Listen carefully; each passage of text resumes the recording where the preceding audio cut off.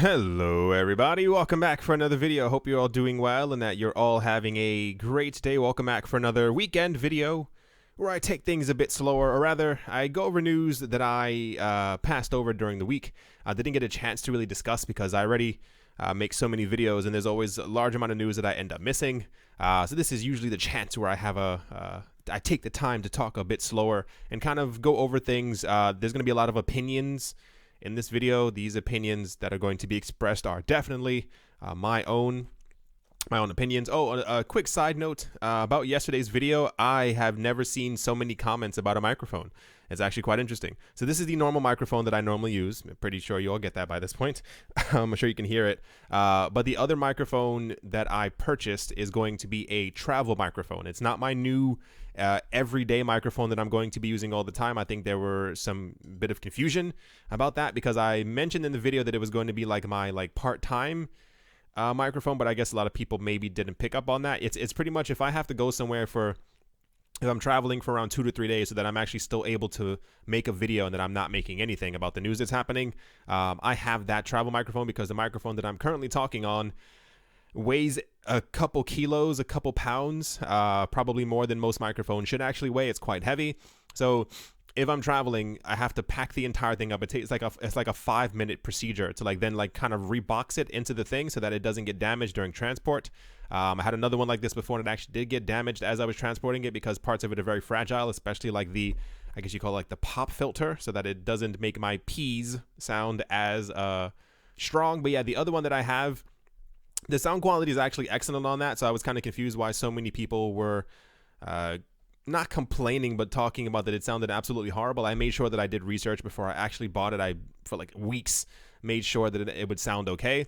I know that there's a bit difference in my voice, obviously because of the microphone quality, but that is just my travel microphones. If I'm gone for 2 or 3 days somewhere and I'm not at home, I will be using that one. But for the sake of argument, this will always be the normal microphone until they create something better, cooler, or newer, or more compact that does the exact same thing as this one. Just thought I'd share that for a moment because I was shocked at how many comments there were about a microphone. Anyway, the first thing that we're going to be talking about today is Craig Wright comes up, I think, a number of times in this video. For those who don't know who Craig Wright is the one of the main advocates, if not the voice, for what is now known as Bitcoin Cash Satoshi's Vision, or sometimes just known as BSV or BCHSV. I mentioned in my last video that I was talking about stuff, and I said I think it's interesting how one, I said that crypto needs to grow up. That's definitely something that still stands. But the fact that there are so many major figureheads in the cryptocurrency space who act like teenagers, and I don't really understand why. For those who don't know who Andreas Antonopoulos is, he is, if Bitcoin had a face, he would be it. Ethereum has Vitalik Buterin. XRP has Brad Garlinghouse. Cardano has Charles Hoskinson.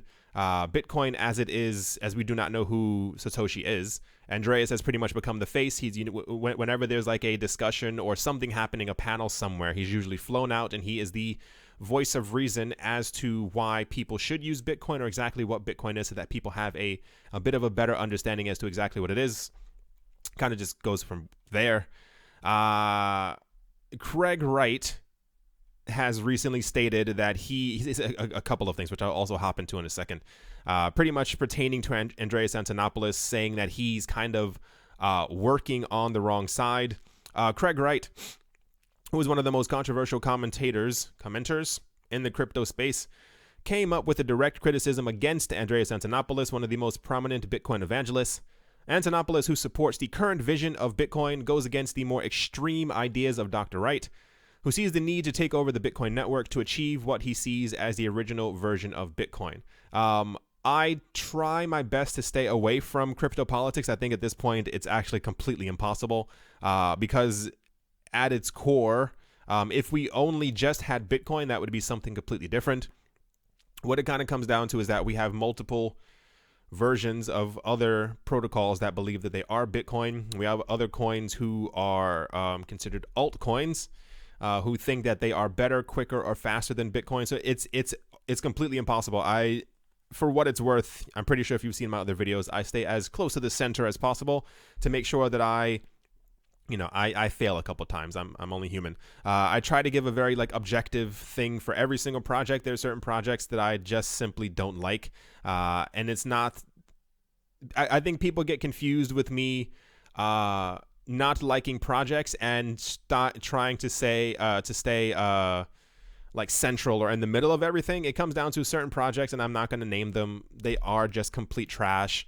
I don't talk about them on purpose, and I think people get upset that I don't talk about them because they think I'm trying to shill other projects. And it's like, no, if you look at even just the normal facts, I'm not going to tell people or promote a project or talk about the possibility of you potentially putting your money into a project that has like $10,000 a trading volume going through it, as opposed to another one that has like $6 billion. There's just not going to be any time soon where I'm telling you to look at a coin because other people are mentioning it in the comment section. So when it comes down to a conversation like this, I have my own thoughts as to exactly what this all could mean or what it should mean.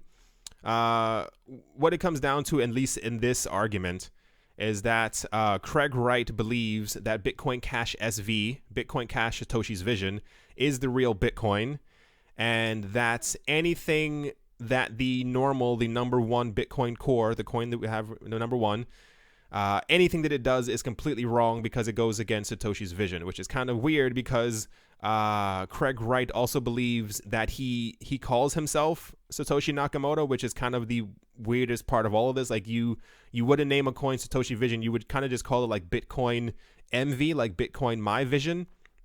So this is also another thing for those who aren't looking at the screen. Craig Wright recently called Andreas Antonopoulos an SHIT coin expert, which is, I mean, if you've ever heard Andreas Antonopoulos, regardless of if you like him or not, he's clearly very intelligent. He knows exactly what he's talking about. He's written a book called Mastering Bitcoin, not promoting it.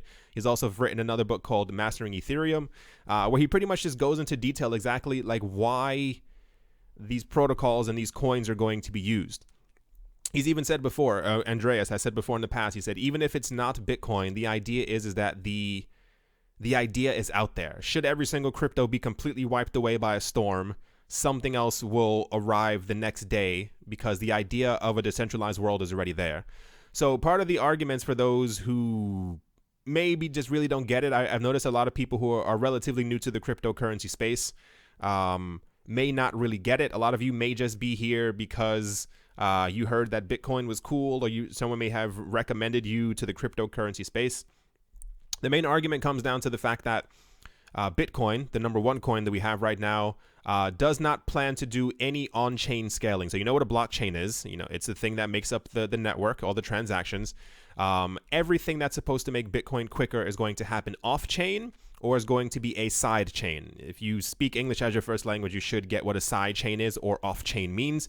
It won't happen on the main chain, and this is why we have something called the Lightning Network. Lightning is going to make Bitcoin capable of handling 1 million transactions per second as time goes along and the network becomes more robust. You also have a lot of people who believe that any type of thing that is not on-chain goes against the vision of Satoshi Nakamoto. Part of the problem is that as we have not really heard from Satoshi Nakamoto since around like 2010, 2011, no one really knows what Satoshi's vision actually is. So like I said, I try to stay in the middle. It's just more to let you know exactly what the argument is. My entire thing, the entire time, if you look at it from a logical standpoint, and I know this is going to get a couple people angry, it doesn't really matter. And I mean, if the entire point is to have a decentralized world, to have a world where we have control over our money, where we aren't controlled by government, where we, the people, are once again in control of finance, or maybe for the first time ever in history, I think if any coin is capable of doing that and getting us to that spot, then maybe the end justifies the means. If you kind of get what I'm saying, this is just kind of my opinion. I think there's so much nitpicking and everyone complaining and arguing with each other as to what they think is the actual correct answer or what is the correct coin. For what it's worth, if you want my opinion, a lot of people seem to want to hear my opinion on certain things like this. I think there is my opinion, no possible future in which Bitcoin Cash Satoshi's vision is going to be ever called or ever become the #1 Bitcoin. I don't think there's a point at any time in the future where I'm walking into a shop and they ask me how I want to pay, and I answer them, I'm going to pay in Bitcoin Cash Satoshi's vision or BCHSV. I don't think that's going to happen. I think Craig Wright has kind of missed the mark, if you kind of will. I kind of feel the same exact way with Bitcoin Cash as well. I think Bitcoin Cash had its own time in the spotlight already, but Roger Ver also is just completely not there.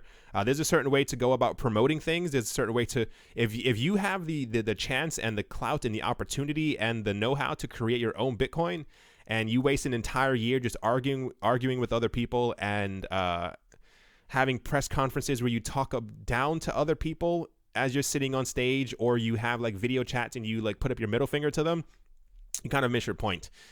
It's a very weird situation that we have, where I think in order for crypto to mature, I think a lot of these people have to like disappear from the spotlight. They simply don't, like, if you, I was talking to another friend who's really into crypto. It's very rare, I know.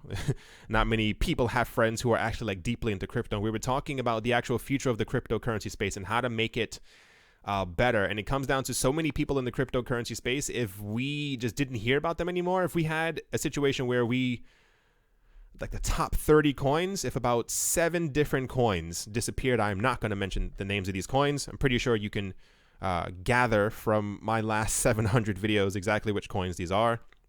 If these coins could disappear, crypto, without even needing to be integrated into Wall Street, I think would have a better face for itself, a better name for itself. It would look a lot more cleaned up. I know, and I also just learned this a couple weeks as well. Apparently, there are a lot of people in the cryptocurrency space who like things to be unruly and I guess like anarchic in the cryptocurrency space, so that it kind of looks this way, which I myself find very interesting. Like I said, there are going to be a lot of opinions in this video, simply because if crypto continues this way in 2 years, crypto has no future. There's a reason why the bigwigs and the very rich people have kind of stepped in, because they see the potential for it. And I think it's weird that even the people who are into cryptocurrencies don't understand the true potential of how big crypto could be. We do have a system right now that's built up. If we got to a cryptocurrency market cap as a whole last year was, what was it, $800 billion? $3 trillion isn't that far off from that. Like, we got that far with just normal people being in the cryptocurrency space. We could be a multi-trillion-dollar asset class, but we will not get there in any way, shape, or form with the current people who we have in the space. There was a while where I didn't really care for Andreas Antonopoulos, and it was simply because I got tired. I think there was a point for about a couple of months. I got very tired of the whole Bitcoin narrative. I got tired of the SegWit 2x argument. I got tired of the idea of the birth of Bitcoin Cash. When Bitcoin Cash came out, the Bitcoin price also crashed a bit because of the splitting of something that was never ever supposed to split. I think it's just maybe what it comes down to is a lot of it has to come to human greed and human deitism. That's not a word. I think it's people who maybe, I don't know. It could be just people who think that they're on the earth for something like greater than what they actually are there for. Like, they have like a higher purpose, and this is why they create these things. I mean, to be honest, if you think, I don't know, it's all kind of weird.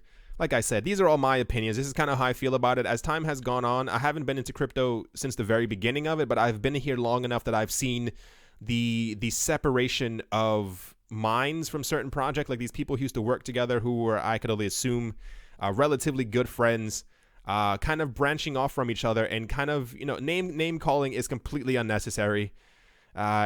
If you're over realistically the age of 21 at this point, and you're still using words like this to talk about someone who's in the same exact field as you are, you discredit yourself highly. Anyway, this is something that happened relatively recently, and I don't think it's going to happen, or rather, I don't think it's going to stop anytime soon. But these people line themselves up to become very irrelevant in the future. You cannot have a future in the cryptocurrency space. As crypto begins to mature, as even you right now who's listening to this, 5 years from now, You won't probably be listening to Craig Wright or Roger Ver or anyone else who hypes up their coin or goes on to discussions where they stream at other people, simply because you'll get tired of them talking about things that don't really matter. Like, if the point of cryptocurrencies is to, like I said, be decentralized, to have this system, like we have the know-how and the knowledge and the workings right now to make, even if we just focus on Bitcoin, as this is a Bitcoin topic, to make Bitcoin probably one of the largest things that humans being will ever see in their entire lives. Imagine if we had the brain power or the I almost said power, but like imagine if we had like the brain power or the usefulness of Craig Wright and Roger Ver, and they just promoted Bitcoin. And when they spoke about increasing the Bitcoin network, if they just built simply on top of Bitcoin, or they made side chains or other layered solutions that would make Bitcoin a lot quicker to and faster and more scalable to actually what they believe Satoshi's vision actually is, as opposed to creating their own coin. When you create another coin, what's going to end up happening is, and I'm almost certain of this at this point, in 5 to 10 years from now, when we do have books written about the history of cryptocurrencies and the history of Bitcoin and the history of where things are in the future and how far we've come, these are going to be like the really weird, like, pets.com situations where these people had a chance to really make a huge name for themselves, and instead they kind of collapsed under their own genius that they thought they had. I'm trying to be nice. But there's no need for all these arguments and stuff like that. I'm tired of talking about this, but it's something that keeps popping up, so it's constantly there. But let us move on. Although this one was kind of interesting. According to someone named Adam Dodds, the founder of new and emerging fintech company called Free Trade, he said apparently that he thinks that crypto is a bit of a gateway drug. He says, a Free Trade executive says Bitcoin is a gateway drug for millennial traders. I think it's actually the other way around. I actually got into cryptocurrencies because I was into traditional finance. I think the odds of me personally, myself, of ever getting back into traditional finance, or rather stocks, bonds, and mutual funds, excluding real estate because I'm obsessed with real estate, ever getting back into those fields, aside from cryptocurrencies, is I think never going to happen. Do I think Bitcoin is a bit of a gateway to other risky investments? Yes. I think because of Bitcoin, I told you guys these stories before. I've definitely invested in a couple of cryptocurrencies, especially in the very beginning. I mean, I guess it can be chalked up to it's brand new, it's shiny, let me put my money into it. We had things like WorldCoin and Infinity Coin and all these other really random coins that I put my money into. I told you in another video, one of the, you know how like we all have those moments, especially when it comes to like making money, where we look back and we're like, I wish I had never done that. Like, what was the point of me doing that? Especially when you look back. When I first got into it, I had 10 Bitcoin. And I remember I told myself, I was like, I'm never, ever going to sell these things ever. And I sold all my Bitcoin that I had at that time and bought into other coins. Do I think Bitcoin is a gateway? Absolutely. I am hoping that it is a healthy gateway as we go along, simply rather the fact of like making money from it. But I saw this. I thought it was, I mean, I'm not going to, I don't think it's as hard as these two drugs. But I think there's definitely something. I've found myself many times. I don't know how many other people are really into crypto like I am. I found myself multiple times when I'm like trying to go to sleep, just thinking about cryptocurrencies. But I think I also do it to myself. I wake up in the morning, I make a video, I read about crypto news, I go to the supermarket, I have a crypto podcast, I meet up with friends for like brunch or lunch, and we end up talking about crypto. I come home, I make another video, and then I end up like listening to something else about, like, I watch like other videos about cryptocurrencies and stuff like that before I end up going to bed. So I guess it permeates a tiny bit, but I don't know. I find crypto very exciting. I feel like, and I said this multiple times, I don't think we're ever going to have an opportunity like this in our lives. That's not me telling you to throw your money into the market. I mean, there hasn't been anything like this ever, where we've had an asset that started at less than half a penny and has risen as high as Bitcoin has. And like to see the growth of something that's not only a payment network, but also something that we have given real world value to in US dollars or whatever currency you're trying to denominate your crypto in. I think it's all very fascinating, and I think this is why we get so excited when we hear about brand new cryptocurrency projects, because it is kind of this gateway to this other world. We all have our own ideas of exactly, I guess, what happiness is, and I guess crypto is kind of that gateway, if you will, to the happiness. Especially, there were news stories last year, which I thought was weird, where they were asking like very young people. And they were split as well, which I thought was kind of odd. They were asking young people who were like just out of university if they planned on investing in cryptocurrencies, and a lot of them said no because they thought that stocks and bonds were less risky, and they didn't mind receiving like a 5% return as opposed to like 1,000% return. But you also see on the other side, like there are a lot of people who have left traditional finance and like trading and stuff like that, and they've made absolute millions because of crypto. I don't know. I thought that was kind of interesting. And I always wonder, I had a lot of friends before who used to be into stocks and stuff like that, and I don't really keep up with them anymore, but I can only assume that a number of them have also switched over to cryptocurrencies because the money's just fantastic, especially like even like during a downtrend. Like you have days where the prices may go down and you buy into something, and like the next day it's up like 8%, and you're like, that would have taken a year in normal stock markets. But anyway, let's move on. I have an issue, and I'm gonna address it right now. And I thought I wasn't or didn't really care to address it.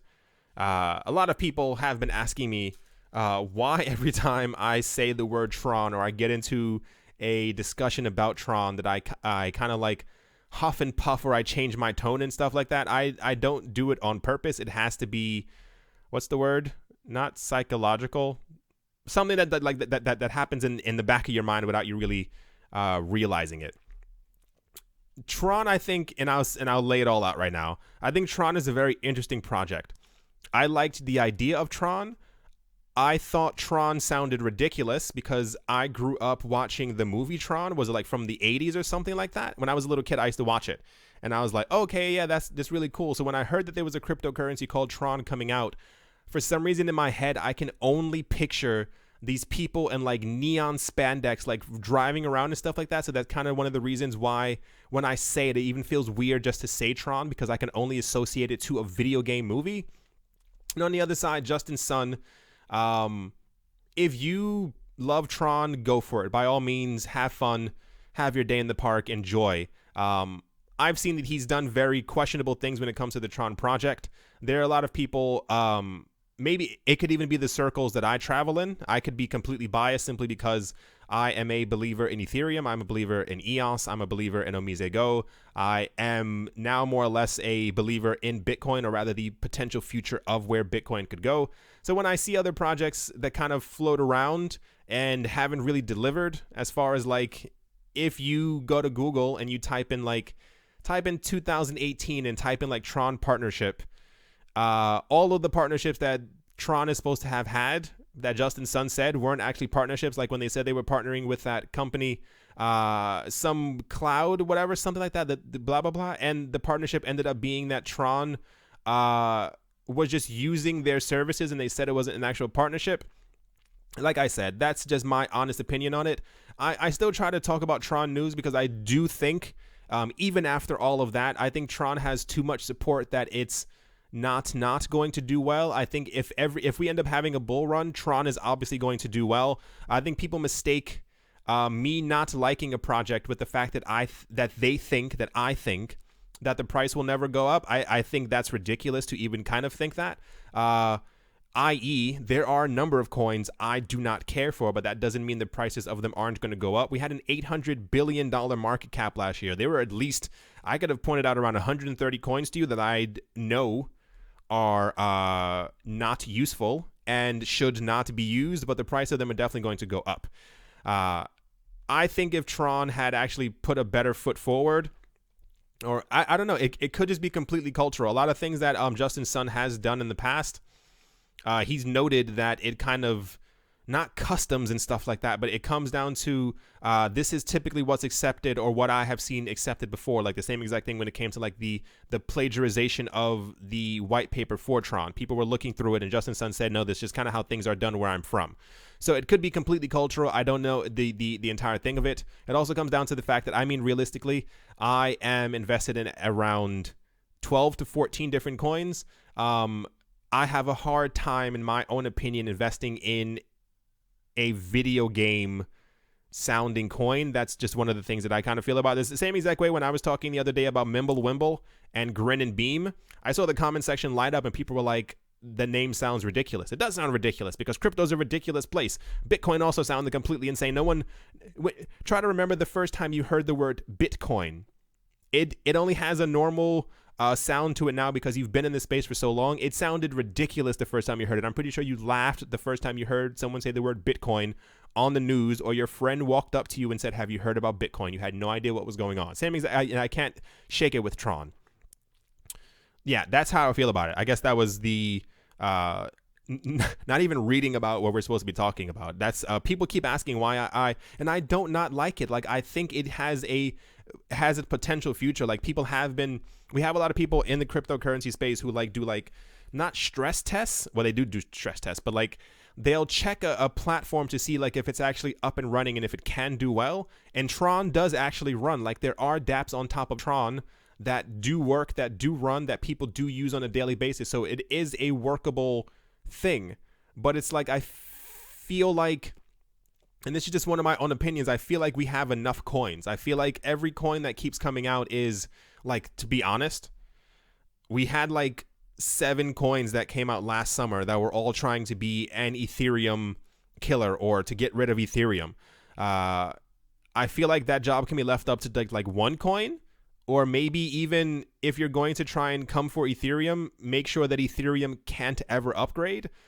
Because the moment Ethereum creates other side chains and other layered solutions that make it as quick or faster than Tron or any other project, Ethereum is then going to, I guess it comes down to like hedging your bets.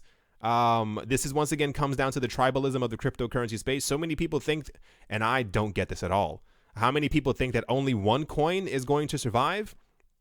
Do you see only one car type model being driven down the street? Is there only one type of person living in your city? Is there only one website?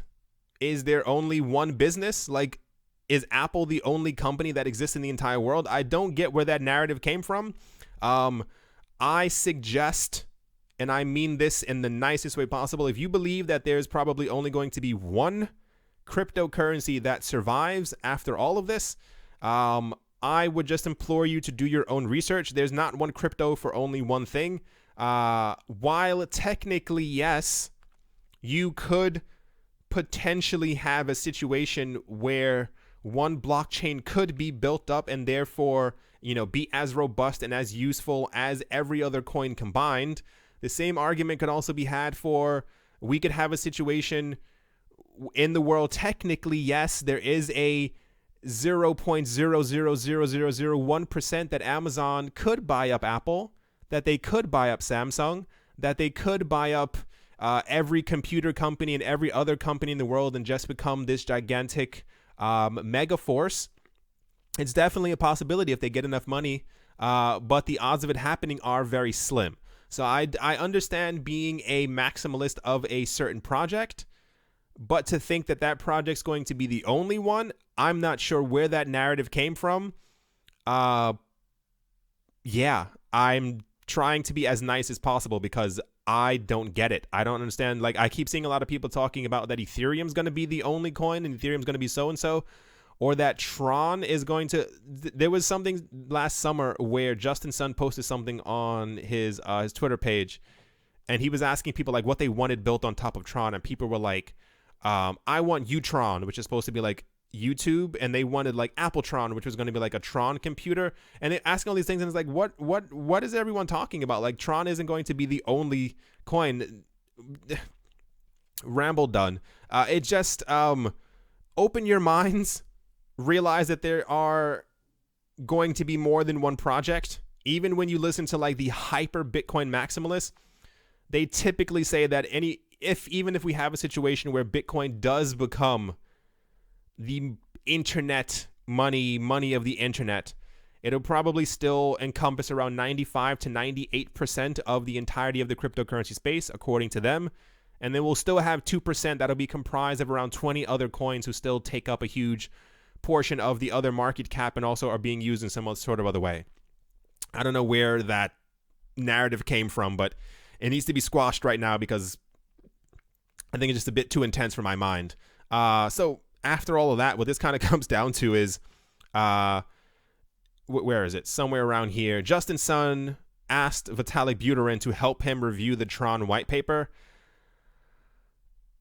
Good for him. I don't know where that came from. I don't know exactly.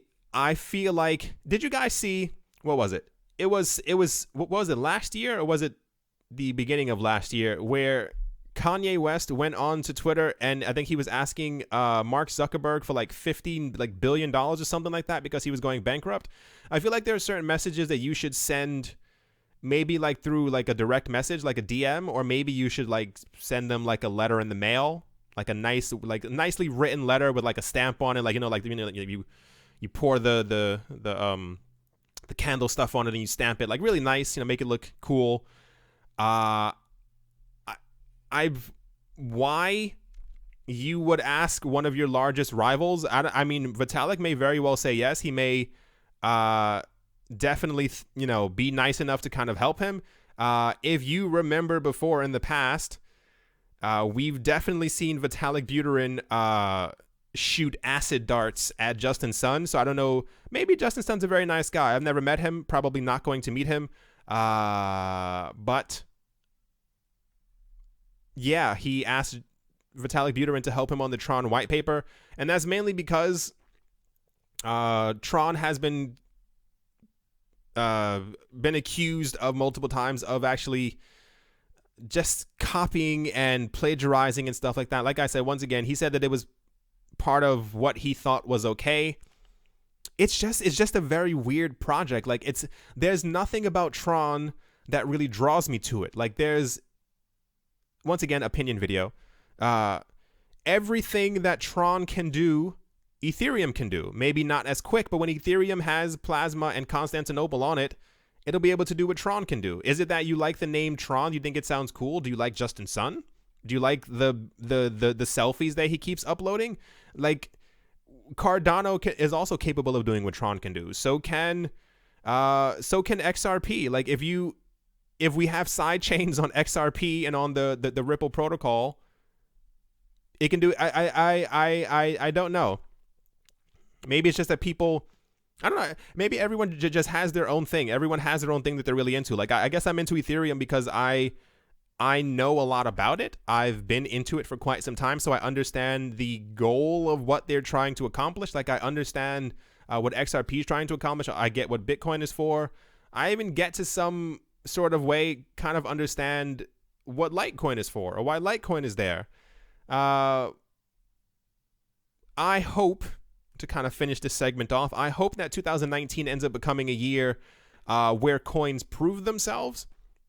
I think we have a lot of space in crypto for multiple projects. I think if there was a better time to kind of prove your worth in the cryptocurrency space, it's kind of now. I would like if many different cryptocurrency projects, especially the one who are talking about that they can beat Ethereum, like Justin Sun has been in the news, and there's at least 38 different TRON articles every single week that I just don't include in the videos because a lot of it ends up being like digital fluff, where Justin Sun is talking about that, like, these tokens have migrated from Ethereum and this is going to happen, and he wants like TRON to be like 98% of what Ethereum is and squashing that. And it's like, I was hoping for the most part that 2018 was going to be the time frame where we saw people, or rather cryptocurrency projects, really prove themselves. I guess that maybe that was a lot more difficult because of the bear market.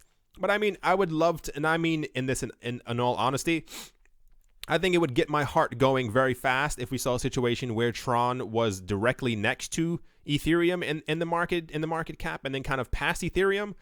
I feel like so much of it is just like people talking about how much better they are or so and so. This is still kind of weird. The fact that he actually, I can only assume that Vitalik probably does not have Justin Sun on his Facebook page. That's just kind of how I feel about it. Anyway, I mean, kind of is what it is. Let's move on from this topic because I think I could actually. I'm almost certain there's certain topics that I talk about in videos. I stop because I get annoyed at myself for talking so long about certain things. I'm almost certain I can make like a 2-hour video just on this topic. I'm not going to do it, but I'm fairly certain I could definitely continue to go on because it's just very fascinating. Like, it's like those people, like, you know, like when you're in school and there's like someone who you just don't like and they come up to you and they try to be your friend, but like you just don't like them, so you can't do it. And you see that they're just so nice, but you still just can't find a way to. I feel like Vitalik Buterin and Justin Sun probably aren't going to be the best of buddies anytime soon. But I feel like genuinely Justin Sun has to be like a really nice person. Like I don't know. Maybe I'm just a jerk. That could be it as well. I don't know. I don't know what I'm like to other people. Anyway, let's continue on. Yeah. So that news aside, somebody did a survey. It was only for a couple thousand people. I think it was like for 5,000 people in China. And they found that 40% of them are apparently willing to invest in cryptocurrencies. The people are doing a lot of these surveys where they're going around and they're asking people, do you know what crypto is? Would you invest in crypto? I think one of them was recently done in Canada or something like that. It's kind of interesting because China at this point is probably never going to get back into crypto. I don't foresee a future where the Chinese government is going to be like, okay, guys, decentralization, let's do it. And they like kind of open up the floodgates once again and allow people to really get back into crypto.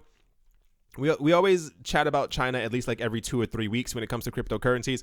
I'm pretty sure they're going to, I don't know. I can't say that they're going to do anything. China's just a very weird, interesting place when it comes to cryptocurrencies. I don't think they're going to allow their people. If China was allowed back into cryptocurrencies, I think the market would completely lose its mind. The market also dropped when we had news that China had actually banned their people from trading crypto because they were such a huge part of it.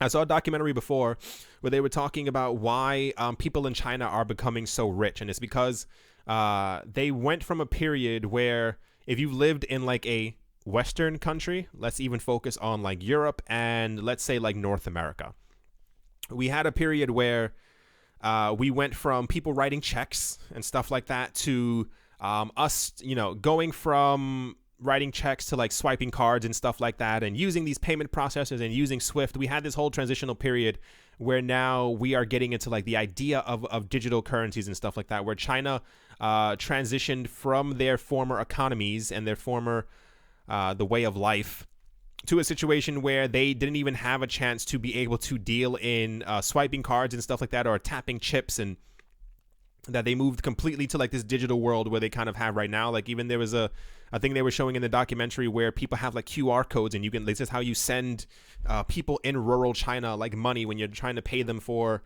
some soup or whatever you might be buying on the street. So they entered into this world where it was like this hyper digitalization of everything, and they only know a world where digital currencies kind of make sense to them. And this is why we see the same exact thing, not to say that Japan and South Korea went through the same exact thing, but for some reason people in Asia like have this thing where they can completely dominate markets while the rest of the West, I think, simply doesn't, because they become complacent. That's kind of how I feel about it, at least. I think a lot of people in the West have become very complacent when it comes to having money or not having to make enough money because they're already comfortable. While people in Asia, this is from what I've read and this may not be exactly how it is. These are just things that I've read. Apparently are more hungry for it because that they understand it a bit more and they kind of see the future prospects of being rich. I know that sounds a little weird. I think everyone can see the future prospects of what it means to become rich or make money. But apparently other countries around the world seem to get it a bit better. I had hopes for China getting back into the cryptocurrency space. At this point, I don't think it's ever going to happen, at least not in the next 2 or 3 years, simply because of how it is. But it's nice to hear that people there are still willing to invest in cryptocurrencies. It would be nice if the door just opened a tiny bit so they could freely do it. But I think if we have a situation where cryptos do become a dominant force in the world as far as like a payment option and or people using blockchain to do other things, this circumvents the idea behind the Chinese government, and it kind of then becomes a threat to the sovereignty of the government and stuff like that. So it's very, very slim that this is actually going to end up happening. There we go. So I'll read through it and I'll tell you the full story of kind of what's going on. It says Iran has criminalized any form of involvement in the launch of Telegram, the texting app. Telegram's upcoming cryptocurrency known as Gram. The Tehran Times reported on Monday. The ban is the latest move in the crackdown on the popular messaging application and comes ahead of the highly anticipated launch of Telegram's blockchain network. According to Javad Javidnia, Iran's Secretary of Criminal Content Definition Task Force, the state authorities have decided to prohibit Gram support because of the concerns related to national security and the impact on the local economy. We have a lot of countries right now who are in a interesting spot. They find themselves in an interesting position where they are either being sanctioned by the U.S. and therefore when the U.S. sanctions something the U.S.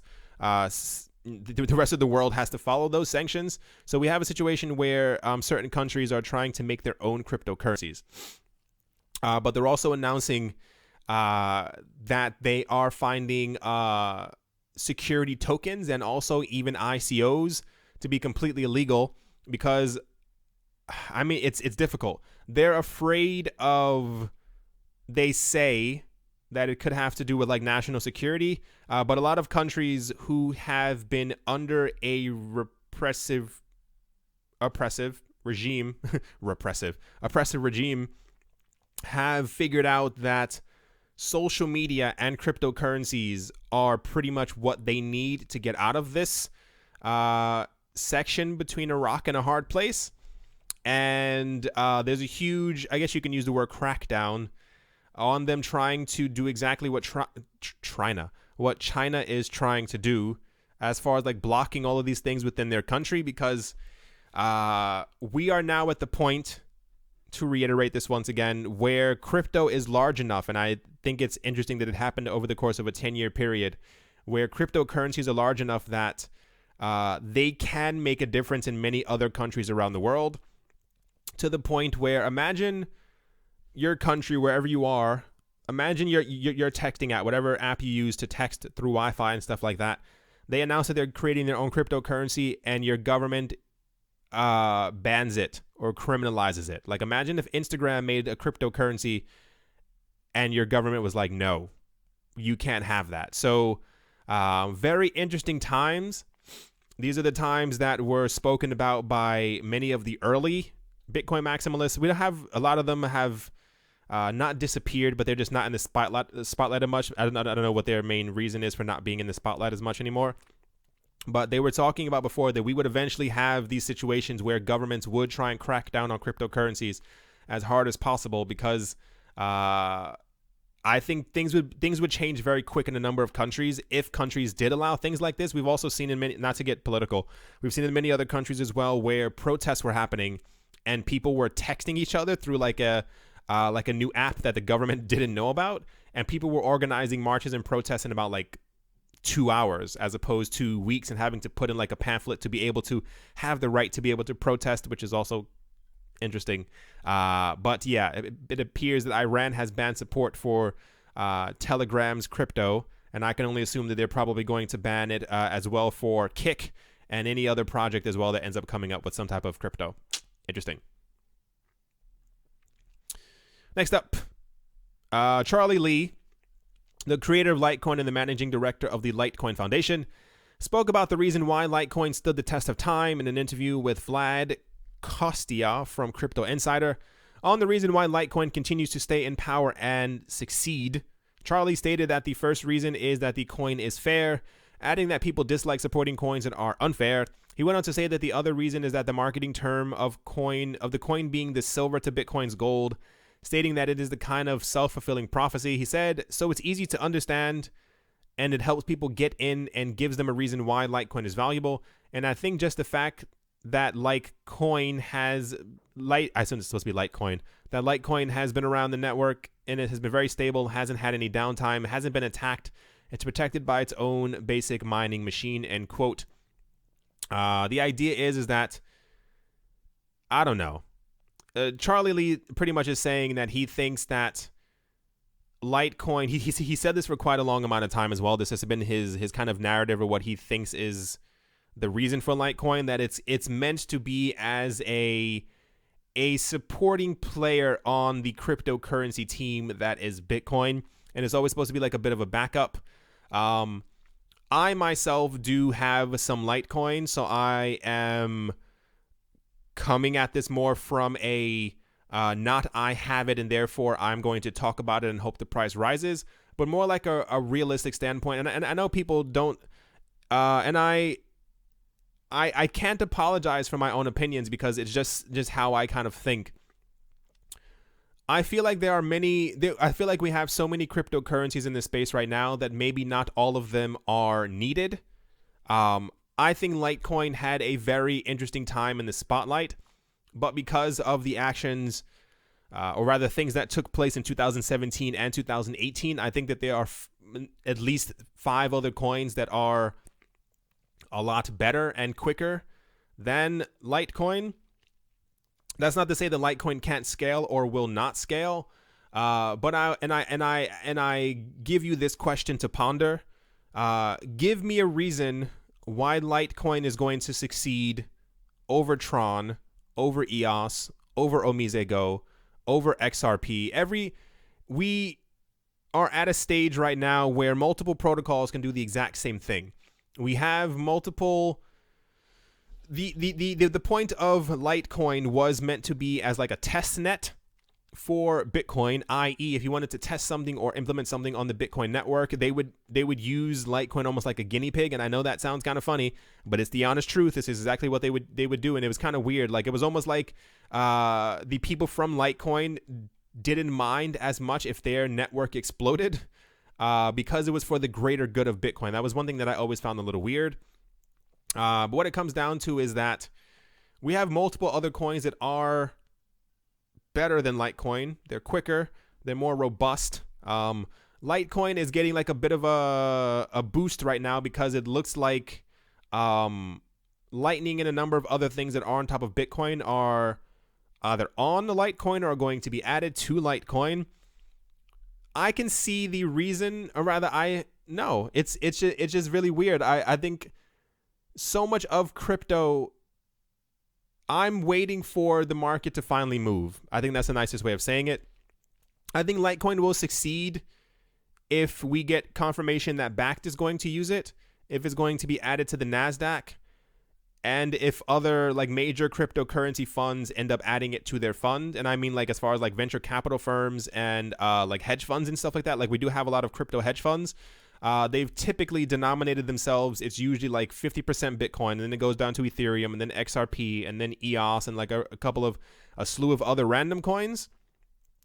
But I don't know. It's very, and I have to just be honest, because it's not a situation. I think I hope that we've grown past this point where I have to not baby other people, but have to kind of like, I find so many other YouTube crypto channels are just fluff, and they give you what you want to hear just so that you kind of click on their video. But if I come from it from an actual like investor standpoint, and I mean like the purpose of making money, when the market does go up, yes, Litecoin is going to go up, but from a long-term perspective, unless Litecoin ends up finding a way to kind of diversify itself, isn't what I'm trying to say. Like, unless they really find a way to segregate themselves and to make themselves be like a market leader. Like, we know why Ethereum exists. We know why Bitcoin exists. We know why XRP is around. We know the purpose of EOS. We know the gaming platform that is meant to be TRON.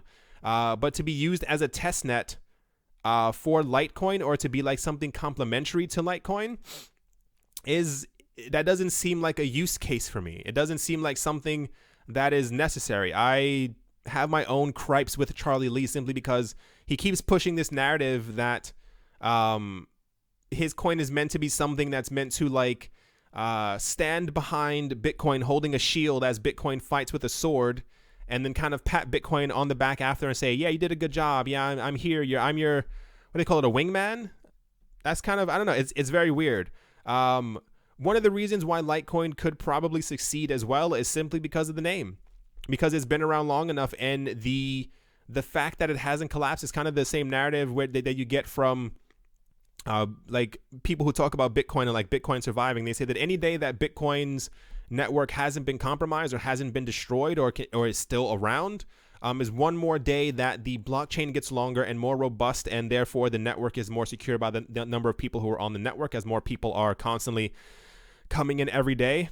I guess the same thing could be happening for Litecoin, but from an investor perspective, if you've been here since September or before, and you've listened to the news, Litecoin is never really in the news. Like, Litecoin goes up in price certain days, and people are, they talk to me like, man, you're wrong. Like, see Litecoin's going up in price. Yeah, because other people have it. Like, everyone hasn't cashed out of Litecoin. Of course, the price is going to go up at some point. But if it's useful, odds are it's looking very slim. If we can get a Litecoin that has Lightning on top of it and that has multiple other side chains, and they try to make themselves like a gaming platform, or the platform where, like, imagine Litecoin trying to become the platform where like people write like government smart contracts, or like where things from governments are settled on top of Litecoin. Like, that is something completely different. But I feel like Litecoin is just a very sheepish, it's like a very shy project, and I wish it had a bit more like oomph to it. The same exact way with the Dogecoin. Like, Dogecoin started out as a joke, but the creator decided to make sure that the coin was completely inflationary forever and just would kind of continue that way. And now Dogecoin is just a joke coin when it could have been so much more. Once again, my opinion. There's a lot of my opinion in this video. I mean, like I said, there's so much happening in the cryptocurrency space, and I, not that I was trying to be nice before. I'm pretty sure you've heard my like heavy ideas and my opinions and my comments on stuff, but I was clicking through YouTube yesterday and I was completely shocked. I was looking for information on, I don't remember what coin it was, but the news that was flying around was just like fluff news. Like, everything that's going on in other cryptocurrency channels, 98% of them is just people telling other people that their investments are secure, that you're going to be rich. I thought we had ended the whole like Lambo phase. You're going to be rich. Oh my gosh. Like, just buy into this one specific coin and you're going to become a millionaire. But apparently that's still going on. So you may not like what I have to say, but I will tell you the most honest opinion. I drown myself in crypto 24 hours a day. It's pretty much all that I do. Like, if I'm not seeing my friends or if I'm not out eating somewhere, I make sure that all I'm doing is learning about cryptocurrencies. Litecoin isn't it. Litecoin isn't the coin that people are betting big money on. Like, it's now other, like, this is a reason why we were talking about before, like, that EOS has like a $4 billion fund.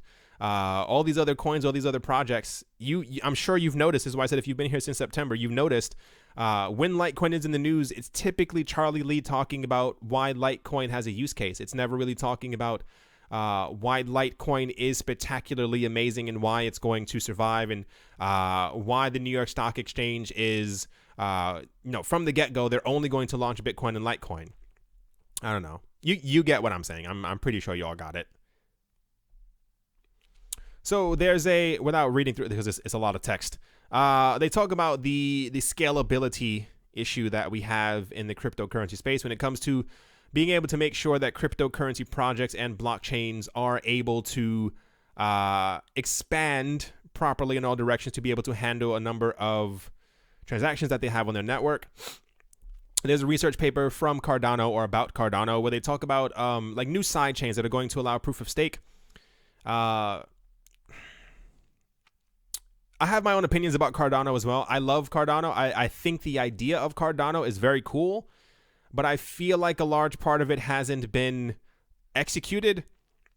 And once again, please, and I mean, feel free to stream at me or post links as to exactly where I'm wrong. A large part of Cardano has kind of also been, okay, when I read about Cardano, when I look for information about Cardano, the Cardano project isn't finished. I know that Cardano has launched, but there are still a number of upgrades that are meant to be put on top of the Cardano blockchain, the Cardano system, that have not been fully implemented, and this is not going to completely happen until the year 2020. And I remember talking about this and reading over it and going over it multiple times and having done my own research, because there was a video that I made, I think sometime the beginning of 2018 or even the end of 2017, where people were screaming at me and they were telling me that I was an idiot because I hadn't done my own research, which I had, and that I just didn't simply understand the Cardano project. And I told people to please explain it to me, and people were just sending me the exact same articles that I had found myself. Cardano is fascinating in that if it does officially work out, it is going to completely change the cryptocurrency space. But I told you this was definitely in 2018, because I remember thinking in my head it's still 2 years away, and I also mentioned in a video that 2 years in the cryptocurrency space is an incredibly long time. That they need to kind of get to it and kind of activate all of these things. A lot of people believe that proof of stake does not actually work. I have listened to many a podcast with them talking about this, and they say, so the idea behind, oh my gosh, like crypto politics are crazy. You assume that when you get into the cryptocurrency space, that not that it would all be like roses and flowers and honey. I don't think that's definitely not a saying, but you kind of get what I'm saying. It would be like very smooth and clean and nice, and it's not, because you have two different forms of creating coins, and one of them is energy intensive, but according to experts they believe that it's the only way as a solution that we have right now to be able to create cryptocurrencies and to keep the network safe. Because if you have everyone using tons of computing power and, you know, the ASIC cards and so to keep the network safe, if you destroy a huge portion of them, the rest of the network is still secure. And I mean, it's just so much. Like, crypto is a very weird place, because I don't think we'll ever actually have a proper answer to any of this. Like, even when Bitcoin was first started and Ethereum came out, I was listening to something yesterday in a podcast, and they were talking about like the progress that Ethereum has made. And one of the first things that that Vitalik Buterin came up with, as far as like why Ethereum was very different than Bitcoin, came down to the idea of proof of stake. Because up until this point, we only had a situation where you were able to use your computer to be able to mine Bitcoin. When that was completely surpassed and you had to buy like other hardware, it was then that you needed these massive computers to be able to keep the network safe. And this is this was the safest way that we found to be able to mine cryptocurrencies, and also to be able to keep the network safe by validating the transaction. So when Ethereum came out and they came up with the idea of proof of stake and being able to simply do this on your own computer, or that you would simply need like a mining pool or on your own computer to be able to do it, a lot of questions have been raised. When you listen to the actual experts, they all, not all of them, a large number of experts say that proof of stake is not secure, and that I'm pretty sure this is also happening. Sorry, that a large number of other people are also looking for another solution, because these aren't the only ways. Don't think that proof of stake and proof of work are the only ways to mine. It's just that these are the only ways to mine cryptocurrencies that we know of right now. There's also like delegated proof of stake. There are other ways to do things, but as of right now, we only know proof of stake and plugging in 1,000 computers to be able to mine something as the way to create these cryptocurrencies. I'm sure there'll be another way eventually.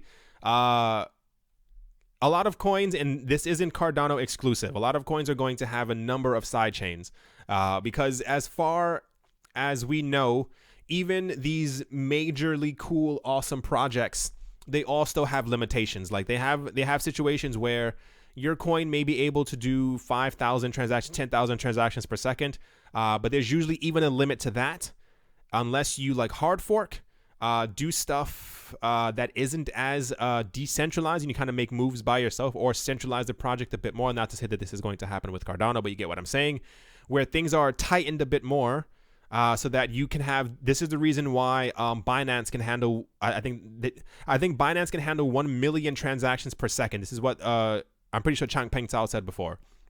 is because they have a centralized space. So if you don't want a centralized thing, you're going to have side chains, and you're going to have second layer solutions, which also then leads us to the other discussion of people talking about that you don't need these things for Bitcoin Cash and Bitcoin Cash SV. But at the moment, this technology is not perfect. It'll probably never be perfect because nothing in our world is perfect. But in order to get to some sort of a level of perfection, it seems that as of right now, in order to mature this technology, that we do need second layer solutions and we do need side chains. Yeah, I mean, like I said, I like Cardano. I have Cardano. I think Cardano is going to do incredibly well price-wise. But at large, it just, I don't know. I'm 2018, I was expecting something else. And I've said that before. I'm tired of saying it as well. But I want crypto to kind of move forward. It seems like everything is just a research paper, or we have like a lot of like proof of concepts, or like people talking about that something is going to work. 3 years later, they showed that the thing is actually doable, and then it still takes another like 2 or 3 years to be able to implement. I understand the need for taking its time, but I've always felt that like the rest of the world isn't going to wait. Like it may be. So I was listening to, I'm sure you take a shot of tea every time I said I was listening to. You'd have a lot of antioxidants in your body. They were talking about the reason why Bitcoin takes so long to upgrade and to update and stuff like that is because the Bitcoin core team believes even if it takes like 15 years to be able to upgrade or update some systems, that they're completely okay with that because they just want the network to be as safe and secure as possible and for things to like take their time. So they're okay with taking 5 to 10 years to implement one upgrade just to make sure that nothing really goes wrong. And I get that. I completely got that. But on the, you know, the normal side of how things really work, no one's going to really wait around for that long. And this is why I think that so many other solutions are being proposed for Bitcoin. Because as far as any other upgrade to the Bitcoin system, that's probably never, ever, ever, ever, ever, ever, ever going to happen. When you listen to the people who are from Blockstream, it appears that Bitcoin as a chain is always going to be the same, and that is probably going to have like thousands of side chains. The same with these other projects. Like I said, this isn't a Cardano exclusive thing. I think when people hear side chains, they get a bit upset. Even as of now, like we know that Bitcoin Cash and Bitcoin Cash SV also have limitations. Like Bitcoin Cash /SV aren't going to be able to do 1 million transactions per second on their blockchain without some other type of second layer solution or something else. Like it's just not feasibly possible. Like you can listen to the people who do these projects, who are like some of the most intelligent people in the entire world who are building these blockchains.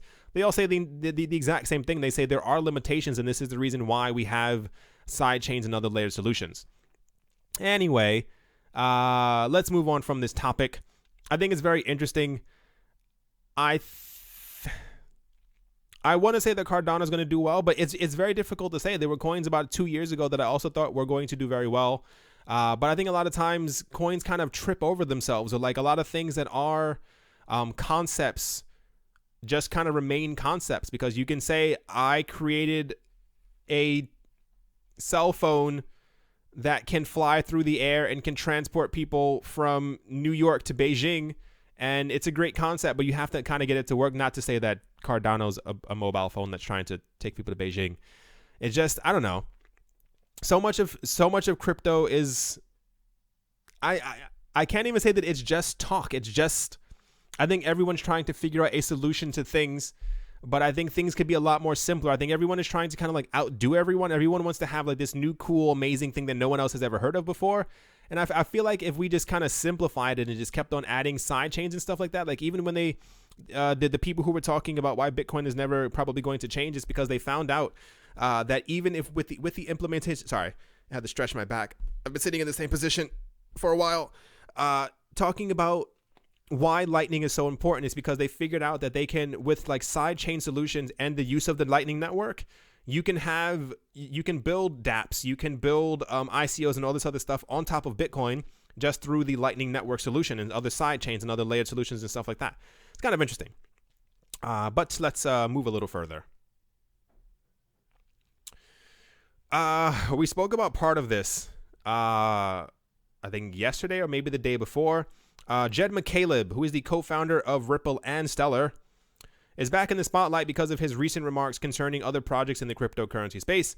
McCaleb spoke about the progress of Stellar's acquisition of Chain and the bear market in an interview with Yahoo Finance.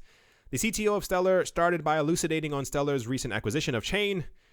In the month of September 2018, Chain, that not really important, who really cares, okay? McCaleb was also asked about the progress of the integration of the companies and how it fits in the financial space.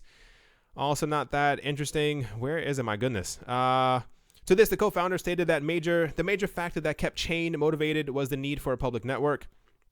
He said, I think it's true that most financial institutions are not going to use Bitcoin, but in my mind, what blockchain gives you is a public record that everyone can see, but they can't change it. So parties can transact even if they don't know each other.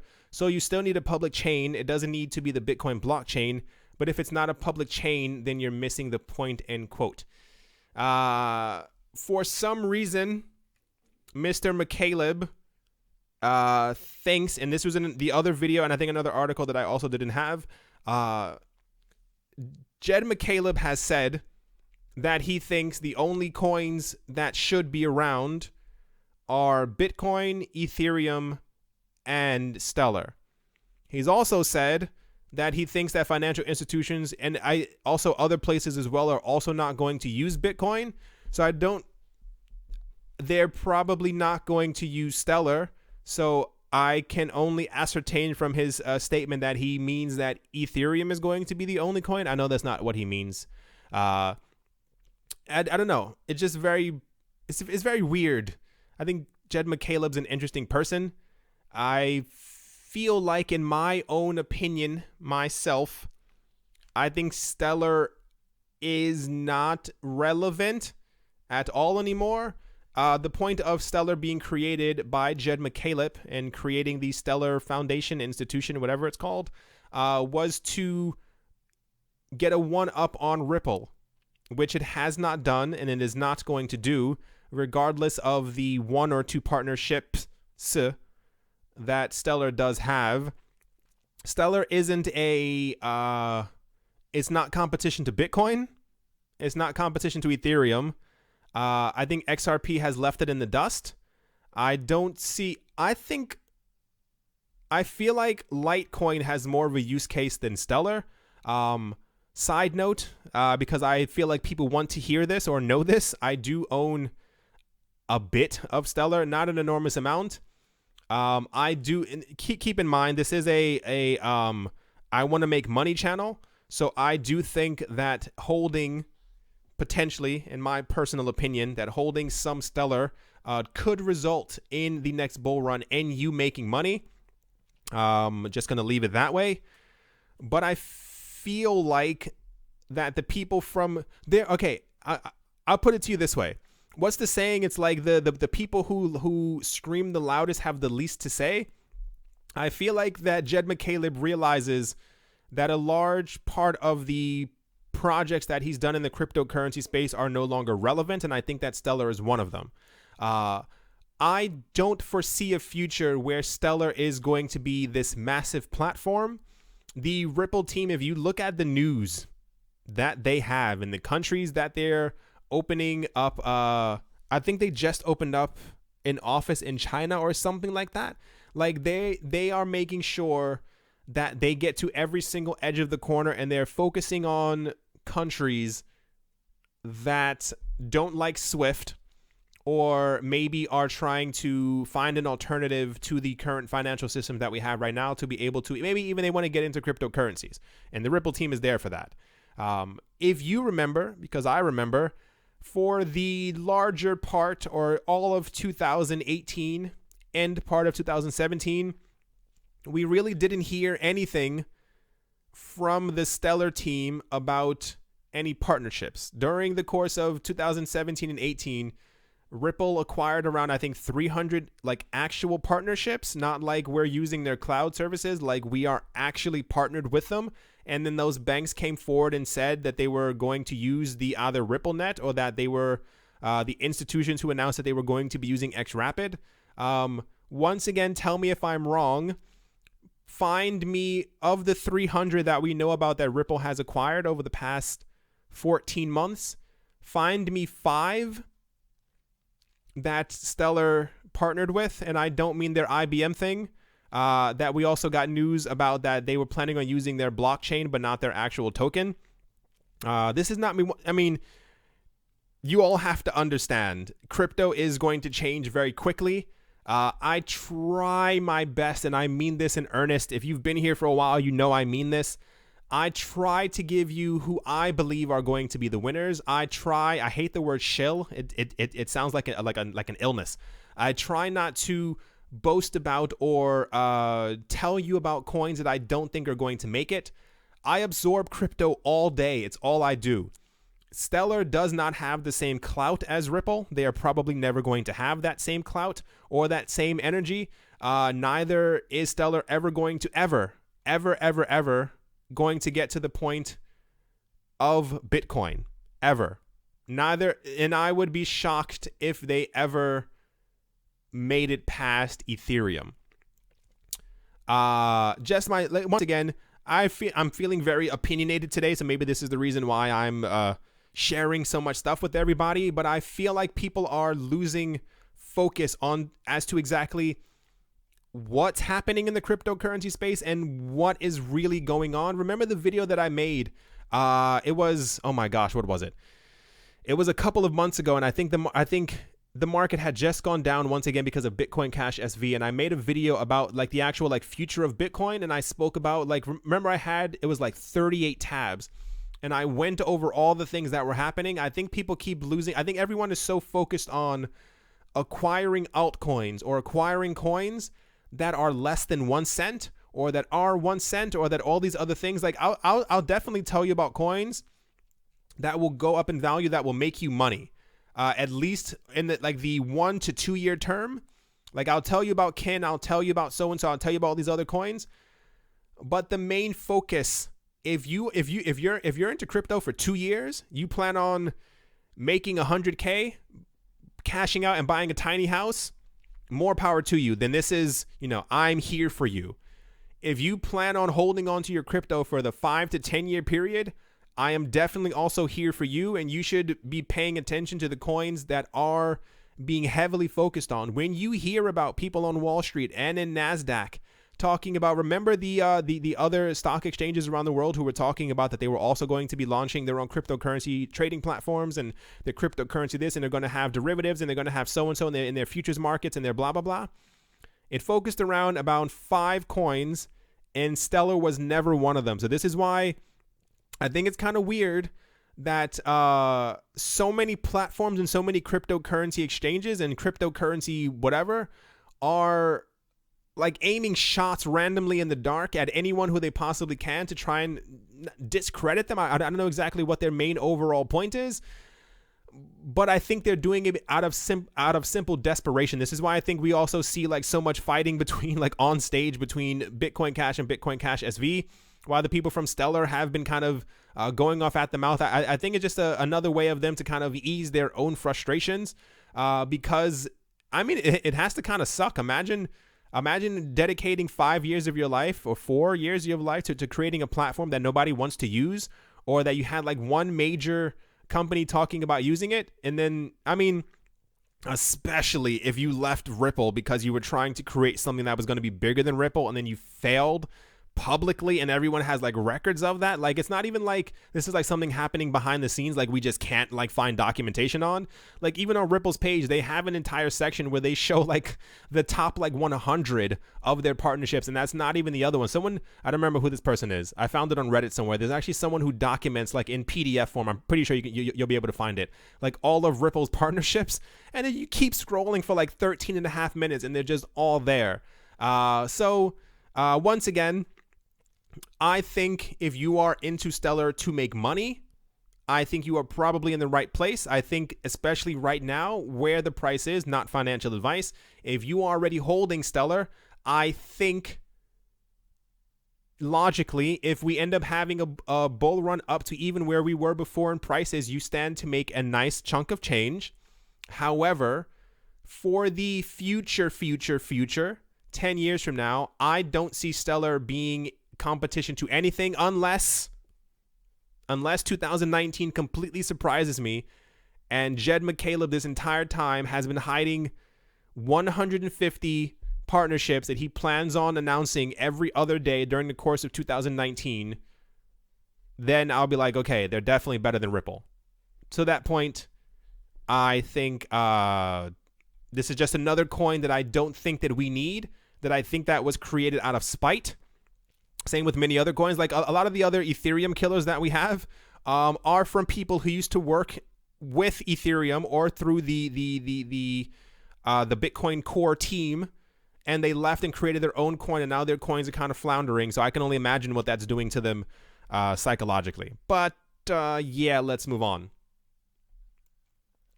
Here we go. Here's another one. Roger Ver, who is the popular advocate of Bitcoin Cash and the chief executive officer of Bitcoin.com, crazy, had offered $1.2 million to OpenNode, which is a Lightning Network software to build on top of Bitcoin Cash. However, this offer by Roger Ver was declined by the company. According to Crypto Slate, the company stated that our vision of a better, more open financial system is only possible with Bitcoin.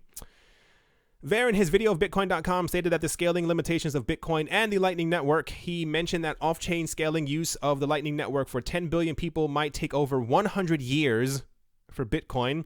However, Bitcoin Cash advocate bragged about on-chain scaling of Bitcoin Cash would only take over 40 years. A lot of that's incorrect. Pretty much all of it.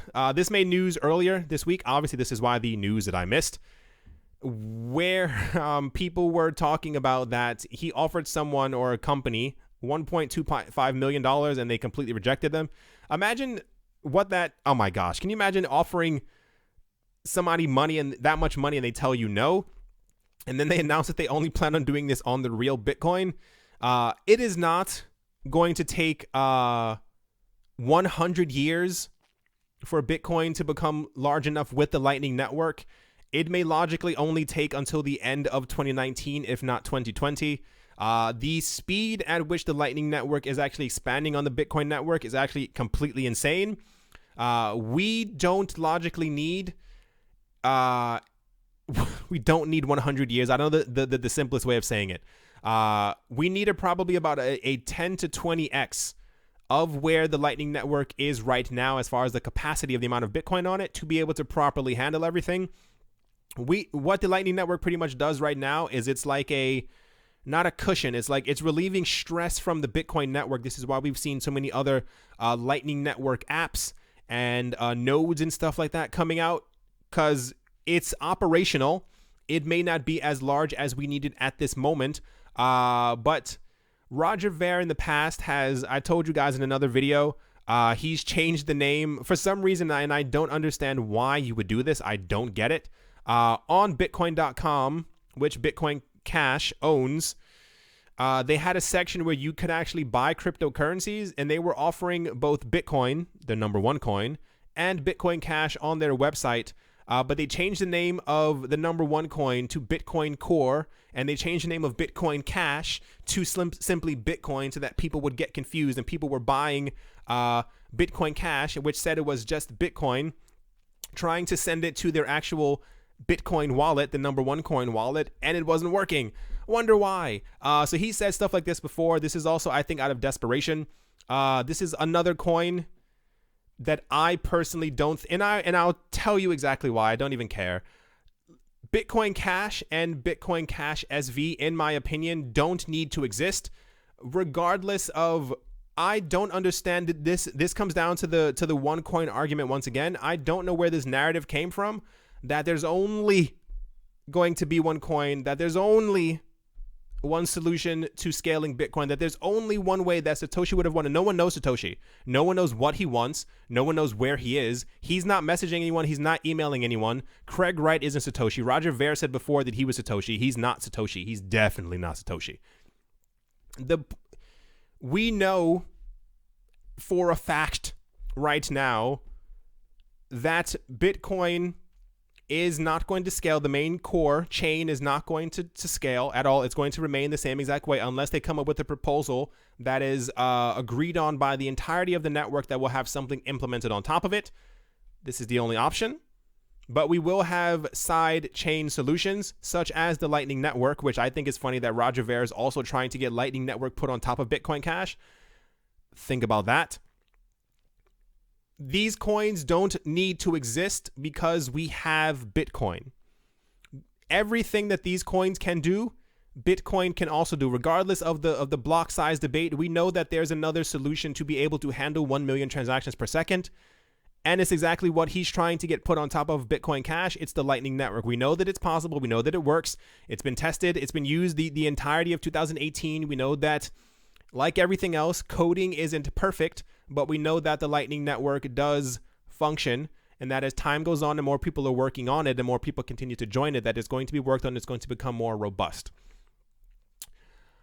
I wish if you can explain to me, and I third time I mean this, explain to me exactly why we need Bitcoin Cash and Bitcoin Cash SV over Bitcoin when we know that Bitcoin and Bitcoin Cash and Bitcoin Cash SV can have the same exact layered solutions on top of them, making them all the quickest.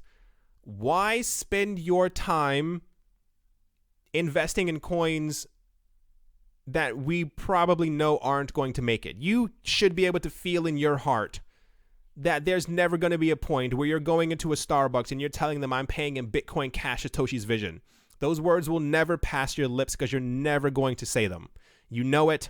I know it. We all know it. If we know that Bitcoin as a core is slow, but the other layered solutions that are being working on it, especially with Mimblewimble being a proposition for it, what is it? Schnorr is also, like, we have all these things that can be built, and we know they can be built on top of Bitcoin. What's the point of a forked coin that doesn't really serve a purpose? Please let me know, because I've tried to have this conversation with other people, and it ends up with them kind of screaming at me and telling me that I don't get it. Yeah, I don't get it because you don't explain it to me. Like, I want to desperately understand why we need Bitcoin Cash, Bitcoin Cash SV, Bitcoin Diamond, Bitcoin Gold, Bitcoin Green, which is supposed to be, I think, like a proof of stake coin, or like they claim to be like the greenest Bitcoin. Why do we need these things if we know that everything can be worked on top of Bitcoin? Please let me know. I am desperate to understand the inner workings of why this has to be a thing. That's probably, nope, this is definitely not even supposed to be in the video. Nope. I have no idea why I even clicked on that. Nope, that's very, very weird. Anyway, what's this one? It says in a recent tweet, someone named Philip Nunn, I don't remember the point of this. Philip Nunn explained that although Bitcoin is more decentralized than XRP, most of the mining activity takes place in China, which can be dangerous for Bitcoin. Bitcoin and XRP are two of the largest virtual currencies in the market. XRP has been growing in the industry as a fast and cheap coin to process cross-border transactions. There are several banking companies that are already connected to the Ripple network. Very weird. I think I know exactly what's going on.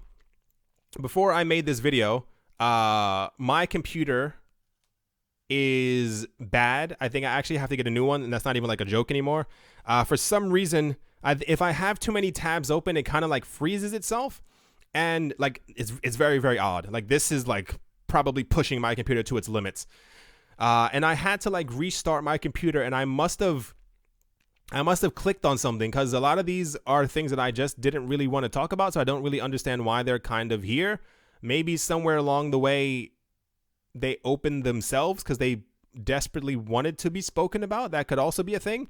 I see no reason why I opened up an article about Bitcoin being decentralized, but XRP in China, which can be dangerous to Bitcoin. I don't understand that. What's the last one? Oh yeah. So anyway, to kind of really finish things off, this made headlines.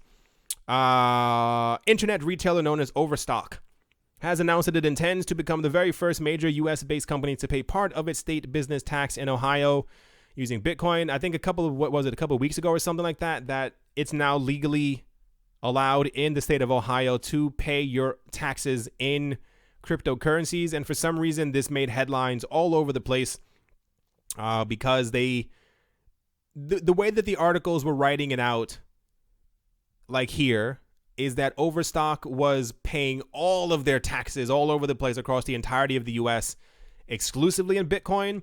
And then you find out that they're only paying their taxes in Ohio. And then it's also part of their tax using Bitcoin, which means that the other half is going to be in fiat. I mean, it's kind of cool. Maybe, kind of. Yeah, it's kind of interesting. I think we're going to eventually get to this point anyway. There was an article, and I'm pretty sure, I think it was from 2013. I'm pretty sure you'll be able to find it. It's called like, I think what was it?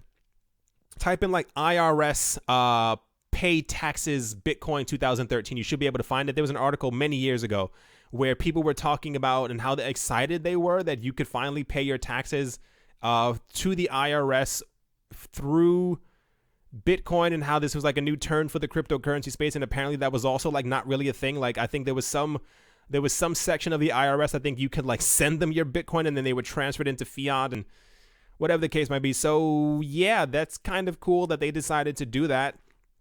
I think it's a bit weird, simply because I personally would not want to sell any of my cryptocurrencies with the prices this low. But if they feel like they're, doing something for the greater good of crypto, then go for it. I hope they can accumulate all those Bitcoin once again, because one can only assume, as a major company, if Overstock is paying their taxes, or at least part of it in Bitcoin, unless it's like one Bitcoin, that would still be part of it. How weird would that be? If this made headlines because they plan on paying their taxes in Bitcoin, but they plan on just paying like $4,000 of like a $23 million tax bill just in Bitcoin, that'd be kind of clever. But once again, this was one of the first companies, Overstock, who actually accepted Bitcoin at all as a form of payment. And I can only assume since those years, the money that they've made has completely ballooned because of the price of Bitcoin going up. But the fact that they would sell their Bitcoin at all, especially to a government, is kind of weird. Just kind of my own personal opinion. Anyway, I think that's definitely going to do it for this video. Hope you enjoyed all of my opinions. I have a lot of them. I think crypto's at a very weird... I have no idea what Maker was here. It says Maker makes a minor leap as market declines. Who cares? Sorry. I mean, wow, that's cool. Yeah, Maker. I've never heard of who uses Maker. If you've used Maker or have invested in Maker, please raise your hand. There's so many coins. If you ever get a chance, and if you have like 10 minutes one day, scroll through like the coin market prices, wherever you get everyone has their own section where they like to get their own numbers and stuff like that. Now, like, look at the crypto prices and look at the names of some of the coins and like look into the projects. It's just such like obscure things. And I can already feel someone's going to scream at me in the comment section, because I'm pretty sure Maker is this super amazing, innovative coin that does this, that's going to be laid on top of this, that's going to make you a millionaire, and so and so and so. I've seen the comment section before.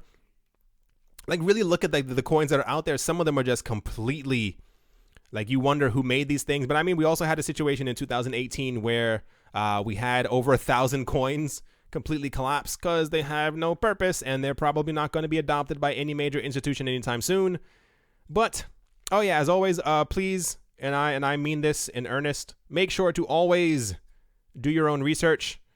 Even if you have done your research, do a little bit more. Always know what you have your money in. Look for news about what you have your money in to make sure that they are doing okay. The long-term prospects of what you have your money in, because a lot of cryptocurrency projects just are not real. Hope you all enjoyed. Hope you all are having a great day, a great morning, a great afternoon, a great evening, wherever you are, wherever you might be. Hope it's absolutely fantastic. Thank you all once again for watching and or listening. I think that's going to do it for that. I have a bit more ranting in me, but I think I'll let it go. Yeah, crypto's in a very weird spot right now. And I feel like it had to do with how do I say this? 2018 was, remember the price predictions that we had for Bitcoin, where people were talking about that Bitcoin was going to go to 150,000 by the end of 2018. Bitcoin was going to be 75,000. I think a lot of that completely evaporated in the minds of people who are making other cryptocurrency projects, and I think it's kind of really getting to them. Like, Remember when Bitcoin Cash was created? I think Roger Ver said in 2018, keep that number in mind, that Bitcoin Cash was going to be called the real Bitcoin, that they would simply drop the name because it would have taken the #1 spot. Didn't happen, obviously, but I think a lot of people had delusions of grandeur that are never going to happen. And yeah, I think that's going to do it for this video. I'm horrible at any of these things, and I will talk to you all soon. See you.